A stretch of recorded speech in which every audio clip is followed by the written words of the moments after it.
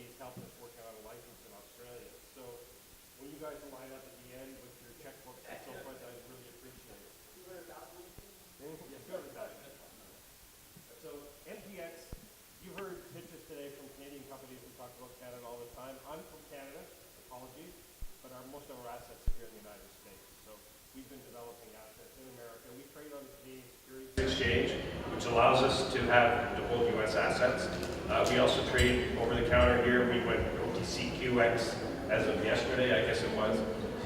And we have pretty good liquidity. We're trading anywhere from 5 to 10 million shares a day on the two exchanges. So, does this work? Here we go. I'm going to hit this quick. I was in our Massachusetts facility a couple of weeks ago, and we had somebody, whoops. Okay. I had this trouble last week. How do I do this with work? Video? Yeah. There we go. Okay. So this is this is actually Providence and Fall River, Massachusetts. Everybody's here is talking today about revenue on the come and assets on the come. Well, we've actually got assets that are operating already, and we're generating revenue. This is our new dispensary in Fall River, Massachusetts, getting ready for the rec market. It was going to open in July, then it was going to be October. Now they're telling us December 1st, but it's imminent. And this is our new production facility just outside of Fall River. The big plant behind us, I'm not supposed to name who it is, but it's Amazon. They built a big facility right behind us, so we've got good company in the neighborhood. Okay, now, this is not fun. There we go. I was in Switzerland last week and the clicker worked backwards. I think this one does too. Okay. Good, all right. So, yes, we have assets in Canada. We have assets in the United States. And like everybody else has talked to, I spent the last couple of weeks in Europe and we're looking at assets there. But America is our focus. This is the fastest growing and the largest cannabis-based economy in the world, and we enjoy being a part of it. So we're trying to build a multinational. We're vertically integrated. We do everything from seed to sale in most jurisdictions, with less emphasis on cultivation. And you'll have people come in and say, we're building out 12 million square feet of cultivation in Edmonton, Alberta. If anybody's ever been to Edmonton, Alberta, they have 10 months of winter and 2 months of mosquitoes. Or why anybody would want to grow cannabis out there, I have no idea, but they do. So our focus is not on cultivation. We do cultivation where we have to. You saw the image of the one in Massachusetts. Under current regulations in Massachusetts, 70% of what you sell in your dispensaries, you have to produce yourself. So it compels us to do we do cultivation in Arizona. We'll talk about it in a few minutes, but there's so much cultivation coming on stream now that we can buy biomass almost as cheaply and maybe even cheaper than we can produce it. So, and somebody said before, when you buy beer, nobody asks where the hops came from. So for us, it's about minimal cultivation. What we do is very high end. We try to get $12 to $15 a gram for the flower we do produce. It's all indoor, very sophisticated cultivation, but emphasis is on production of concentrates and all the various byproducts that go with concentrate. So the oil, shatters, wax, all the various products that the market is demanding. And we're focusing on branding and retail. So the top part of the value chain is where we're focusing right now. All right, so once again, we do all that. You're going to hear all kinds of numbers about the size of the two markets. We've heard everything from 80 billion in the U.S. to 127 billion in the U.S.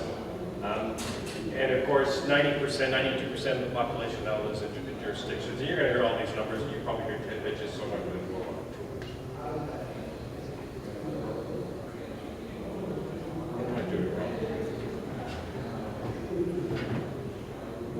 Okay, the market size in Canada, 8 to 10 billion. So we're looking at about $130 billion of potential growth over the. So what do we have? We produce about 2,000 kilograms of high margin contracts. This is all fully funded production in the states we're operating in. We're using multiple extraction technologies, and we're looking at adding a couple new ones, including microwave technology that is now emerging. And we've got some international partnerships that I'll get into and talk about in a few minutes. We currently operate 4 retail dispensaries in Arizona.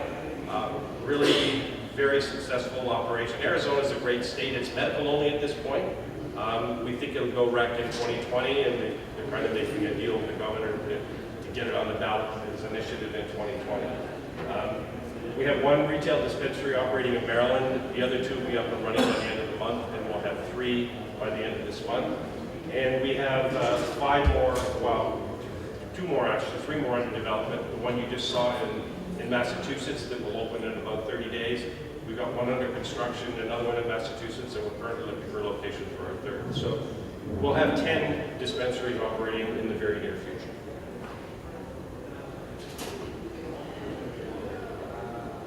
So, branding. MPX is our brand. We renamed the company. It's an acronym for Melting Point Extracts. I'm not one of the extraction knowledge guys, so don't ask me what it means, but it's got something to do with the temperature where you get maximum extraction. So, and all our products now are branded MPX. So you can walk into a dispensary in Nevada or Arizona, and soon in Massachusetts, currently in Maryland, and find MPX products on the shelf. And we not only produce them for our own dispensaries, we sell to almost 100 other dispensaries in 3 states currently. Health for Life is our dispensary brand. We started in medical markets. Maryland is a medical market. Arizona is a medical market. And the focus on the medical side of the business is how we got our start. And one of the most interesting is the 3rd brand is CannabisTech Biopharma. And somebody asked a question in the last session, do we see the medical market surviving? We don't only see it surviving, we see it growing. We have a joint venture with an Israeli pharmaceutical company called Cannabis. It is part of a conglomerate of pharma and the nutraceutical companies that's been selling into the global markets for years. I sent one of our employees over to Canatech a couple of years ago, the Cannabis Conference in Tel Aviv. And I constantly am getting emails from companies all around the world that want to do research, and they're looking for investments in research and promising partnerships. And I said, Shai, when you're over there, I'm not interested in funding research. But if you could find a company that's already got products that they've developed that we can monetize and market, I'd be interested in talking to them. And strangely enough, he came back with 4 opportunities. And the one that we chose is Panexia. Panexia has been doing cannabinoid research for almost 15 years. And they've developed a slew of close to 60 products now, using 9 different cannabinoids in different formulations. So we all know about THC and CBD and so forth, and we've all heard about the entourage effect. But they've gone 1 step further. They've actually identified and compounded products using up to 9 different cannabinoids targeted towards specific chronic conditions.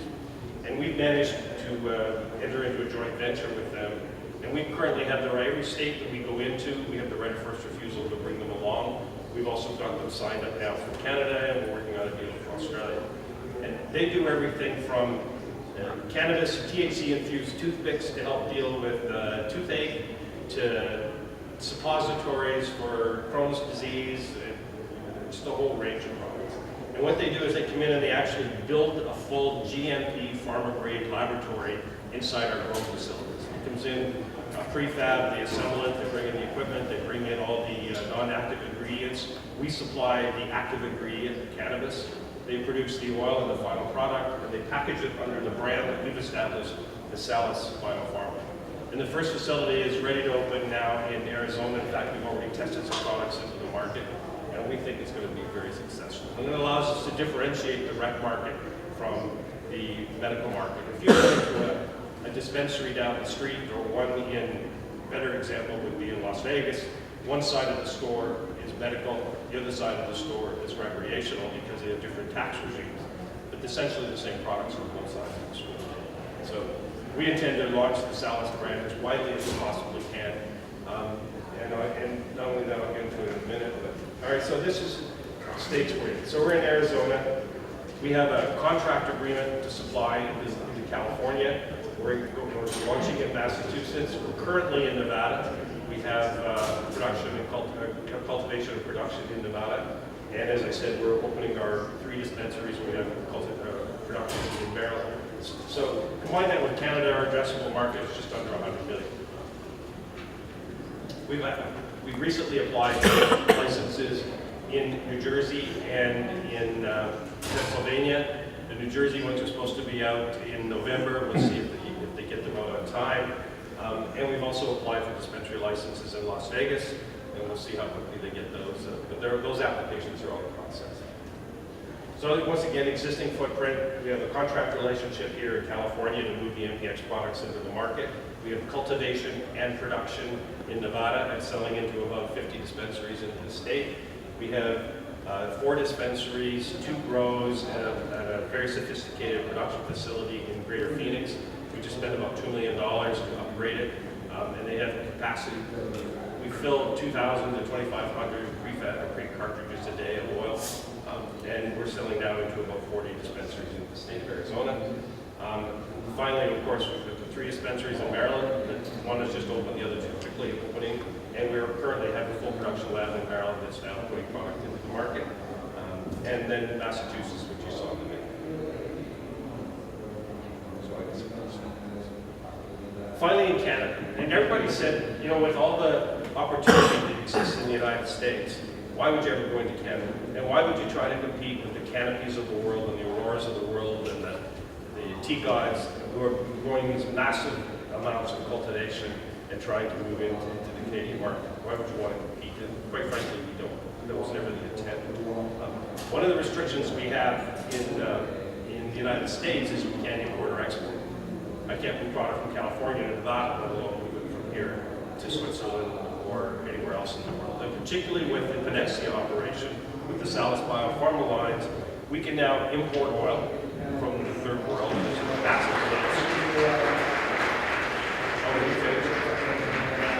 massive amounts of biomass and oil that we think will be imported into Canada for the medical market. We cannot import it for the rec market. The government wanted to be sure that the medical market had adequate supply. So we can bring cannabis flower or oil in from the third world at low cost, bring it into our facility in Canada now, process it either with MPX brand or with the Salus Biopharma brand, distributed across Canada, where it's federally legal, and potentially exported into Europe and to some other countries. And we've been working on building that supply chain in the past few months. So we have a small production facility just north of Toronto. We produce about 12,000 kilograms of flower. The other thing we did is, as somebody mentioned before, in Canada, the insurance companies are starting to permit allow you to claim cannabis costs for your insurance, for your health insurance. And one of the first ones to do that was Blue Cross for the Canadian vets. So the vets of the Afghanistan war and so forth, they can now get their cannabis covered by Blue Cross. There's a company that acts as an intermediary between the insurers and the veterans organizations that has been facilitating the acquisition of the medicine for the vets. And that company we just acquired. And so we now have effective control over that chain, full military vet organization, and the insurance companies. And we did announce the acquisition last week. And that acquisition alone will take up all the production capacity that we have out of our location just north of Toronto. So we are building out another 75,000 square feet in just another facility just north of Toronto. And there we'll be building a big lab for the production of the Salus Biopharma Panexia products. We'll have some high-end cultivation to help support the military and the insurance program that we just bought, and then to move some of the MPX product to the Canadian institutions.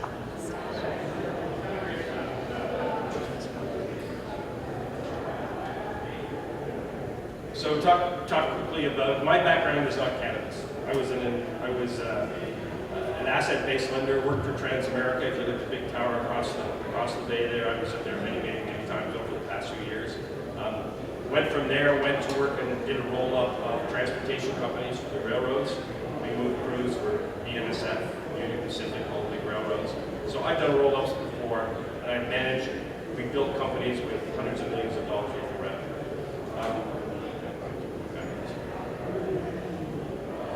David McLaren, he's a CFO. He came out of the food business, highly regulated, so he's used to dealing financial numbers in a regulated industry. Beth Stavola is our COO. She's been involved with cannabis. She's one of the leading women in cannabis and has been for several years. If she's not Mrs. Cannabis this year as the woman of business for cannabis Michael has been involved in processing and extraction of bioceuticals for many, many years. A couple of the seed products that we actually got started with is a topical used to treat psoriasis that's extracted from Mahogniac folium, which is a plant that grows up in Oregon, but very effective. So he's very involved in extraction and marketing. And finally, our head grower has been growing cannabis for about 12 years. He was trained in Amsterdam, learned the art a long time before it became commercial. On our board, we have a state senator from Nevada, Tick Seeger-Bloom, who's a pretty popular figure in the industry over there. We have a CFO of one of the largest nuclear waste management companies in the world. He's on our board. We have a former VP of Cushman Wakefield in the real estate sector. So it's a pretty diverse board. Beth and I are on the board. And we have a couple of advisors from the UK, and we have an employee now in the UK helping us build a presence in Europe. The European employee has been working with the EU and helping set their standards. And as I said, they're going to be announced later this year. We also sponsor one of the largest lobby groups in the United Kingdom. I don't know if anybody followed the Billy Caldwell story, but a few months ago there was one mother from Ireland came over and bought some oil from Tilray, Canada. She had a son who had massive seizures, and the government had actually pulled away the prescription that allowed him to use CBD to help control the seizures. So she came over to Canada and got some oil, took it back to Heathrow, and at Heathrow, of course, Border Services confiscated the oil. Now, the whole thing was choreographed, quite frankly. It sounded like a big story, but it was all managed to try and raise the profile of cannabinoid treatments to the public in the United Kingdom. Unfortunately, the young man ended up in the hospital, and the Home Secretary quickly gave him his oil back and his controlled seizures. But it's greatly accelerated the program, not only in the United Kingdom, but in Europe. So there's just a lot of opportunity over there. And we sponsor that group as well, and our employee in London works very closely with the group managing and promoting the program. So I won't get into all this. Here's the one that I'm going to draw attention to, and I'm going really quick. I'm not going to take my whole 35 minutes because everybody wants to get to the bar, I'm sure. But in the last quarter, everybody's talking about massive grows and how much they're going to. If you look at the top companies in the industry, I mean, Canopy has a $14 billion market cap. Aurora has an $11 billion market cap. GTI, Green Thumb Industries, one of the largest players in the US market, has a $3.4 billion market cap. And then there's us. We have 357 million Canadian. So we're low down on the totem pole, and yet we're the fourth highest in revenue last quarter. So we have focused on building assets that will produce revenue that will be cash flow positive in no more than 12 to 18 months from the time we acquire them. So everybody else is building massive production and giving you the big hockey stick. I'm an old-fashioned guy.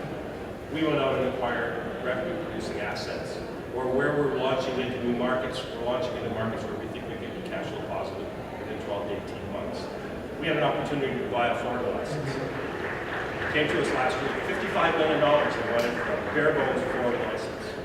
And we sat back and said, wait a minute, there's a pretty good installed base of dispensaries there already. There's new licenses that are already being issued. Everybody's rushing into the state. It's a medical-only state with a limited market size. It's probably 2 to 3 years away from any hope of going full medical or full recreational. And you got all these players in there who are burning cash in the interim. We want to pay $55 million for that. It's a huge addressable market. The markets are valuing companies now on the size, used to be on the size of the grow. The bankers are smarting up now. They don't value it so much on the size of the grow anymore, is on the addressable market. Florida's got a large addressable market, 20-some million people. But it's not going to be addressable for 2 years. And I don't want to sit back and burn cash. So our focus has been on building assets and producing revenue. And we're the fourth largest in revenue production of all the public entities. That's the slide. Questions? Yeah. I have two. The first one's kind of negative, the middle go positive. But you always start off with a negative. Yeah, well, it's an easy one. So I'm just curious about what state y'all set a record in Canada, and even from getting the full license. I'm just wondering, what are the issues, if you can say what they are, when you'll be able to sell it? Well, you can't sell until you've got your first grow. So we bought the license. The facility was fully built out. We thought we had to make a few adjustments back to it to try and optimize production a little bit better. And then, of course, you've got to bring in your clones. You've got to plant. You've got to get your first grow up. Then Health Canada comes in and inspects, and then they give you a license. So where are you in that process? the plants are growing. So as soon as we get So all these people that are waiting every Friday are wasting their time. waiting every Friday for the Health Canada report, they keep thinking that you'll be on it. Okay. yeah. The other one's on Salus, and I'm just curious, in Canada, do you plan to distribute that solely, or will you let some of the other LPs distribute it for you? We have an alternative distribution channel that we're in discussions with that I don't want to again talk about. Okay, I'm just curious if you plan to spend, it's very expensive to set up these pulses. Yeah, but keep in mind, well, okay. I mean, we can sell to the governments, to sell to the dispensaries if they want to have medical sales. But most medical goes direct to the patient, right, through courier.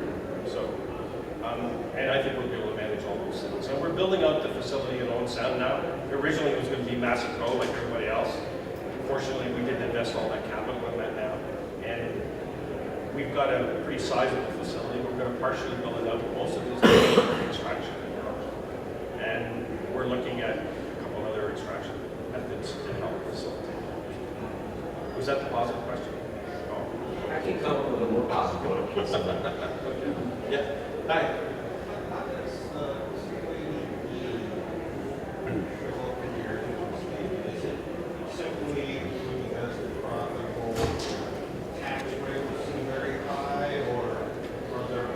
Well, the only way to mitigate the effects of 280E or to be vertically integrated. So where we do our own grow or we do our own production, and every market where we have retail facilities, we have either production or grow or both. And so it's like everybody else, you upsize the cost of goods sold to the retail facility. So our retail facilities don't make any money. I mean, there's some costs we have to expend, but I think our tax exposure last year was about $400,000. So the accountants have done a pretty good job of mitigating the 280. So the income shifted from to the grow. Yeah, so the only thing we get deducted is cost of goods sold. So our cost of goods sold are very high. But everybody plays the same game, and I think everybody recognizes it. The only ones that are at disadvantage are those that operate dispensaries alone and have no offset production. So when, a few years from now, what do you think your tax rate will be? Well, I'm hoping we're at the highest marginal tax rate, but I don't know.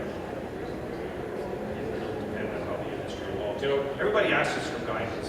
What are you going to do next year? Well, I think next year we'll do around 100 million. I think, but we don't put out any guidance because this industry is moving so fast. If I had told you months ago that we were going to be in Maryland, I would have said no. If I would have told you that it was going to be as legal as it is in many states as now, I would have said no. I didn't think it would move this fast. So we don't put out guidance because we don't know what we're going to be doing 3 months from now, let alone 6 months from now. We know the operations we've got are fully funded. We know they're all on the line towards profitability. Everything in Arizona is currently cash flow positive. Nevada will be cash flow positive this quarter. Massachusetts is going to be a big win for not just for us, but for the whole industry. 20 million people live within a half a day's drive, and it's going to be the only significant rent market until New Jersey comes along, probably late next year. So we think it'll be a home run. Maryland will be a little bit slower grow. It's medical only, and it's going to take a while to get off the ground. But we don't give out any guidance. We have no idea where we'll be 2 years from now or a year from now. And anybody that's telling you they're going to, here's my 2021 forecast, well, I don't want it. Just too much can happen in the industry that's moving this fast. Yep. So you make the excellent point that your stock, your market cap is much lower than others in your business. Why do you think that is? Because we came out early. When we started to raise money to acquire U.S. assets, none of the Canadian investment banks would talk to us. Number one, they were busy funding all the Canadian LPs and getting them for hundreds of millions of dollars so they could build 2 million square feet of cultivation in Edmonton, Alberta. The U.S. bankers, it's federally legal, they didn't want to talk to us. So we had a hard time getting seed money to go out and buy US assets, and this is 2 years ago. This shows you how far it's come 2 years ago. Now we're walking around being all the investment banks and all the hedge funds. So we went out to raise our money really cheap. And we started, our first raise was 20 cents. 20 cents. And we went out and raised we went to London. We actually went to London to raise it. We couldn't raise it in North America.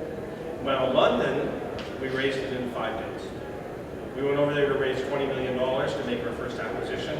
I landed on Sunday. We started the road show on Monday. On Wednesday, they said, would you take 25 million? And when I finally got back on the plane on Friday, we had cut it off at 27. We probably could have got 50. So the interest in London was greater.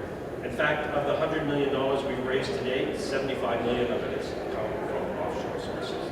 We have one of the most geographically diverse investment base, shareholder bases you'll ever see.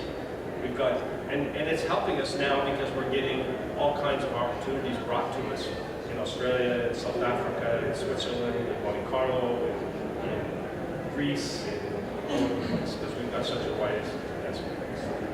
So all our raises have been based on that initial 20 cent, and then you go to 50 cents, and then you go to 70 cents. So we've got fully diluted about 500 million shares outstanding with an average cost base of around 35 cents. Now, the other guys have got weighted, and now the market has changed too. Now, the measure of which the companies coming on stream now are measured is against the Canadian peers. So if Canada is worth these billions, what's GTI going to be worth? What's Sacred's going to be worth? It's based on a different metric. But we'll catch up. Because sooner or later, revenue and earnings, the fundamentals that help value companies are going to come into play in this industry. It's not going to be so much hype on what we're going to do in 2021. So we think we're a value play. Look at the multiples of revenue. Look at the projected earnings for next year. Look at the cash flow metrics. Look at the traditional things that we judge stocks by, and we think we'll if we don't catch up totally, we're still going to make a big gain. So you can go and buy Cannabis that's fully valued, that's worth billions of dollars, or you can come out and buy a stock that's undervalued and take the number. Yep. What are you doing to add personnel? Are there any areas of personnel right now? We've been hiring like crazy. At the senior level, are there any? Well, pretty at the field level, we're pretty well organized. We just appointed a new regional manager for the Southwest, Bill, I'm sure. We just appointed a regional manager for our Northeast operations. We've been hiring, so we've had some numbers reporting challenges. The whole biological asset thing that somebody talked about before is a real pain in the butt. In fact, we even thought about switching to US GAAP just to get around it. Can you do that? Can you do that? Yeah, we can do it. We can stay on the CSE and report in US dollars and report in US GAAP. That sounds like a good idea. Because all our peers are reporting on IFRS. So if you want to be able to compare apples to apples, then we pretty well are stuck doing that. So. And we're also looking at a London listing. And if we did that, they force us to report IFRS anyways. Any more questions? Okay. Done early.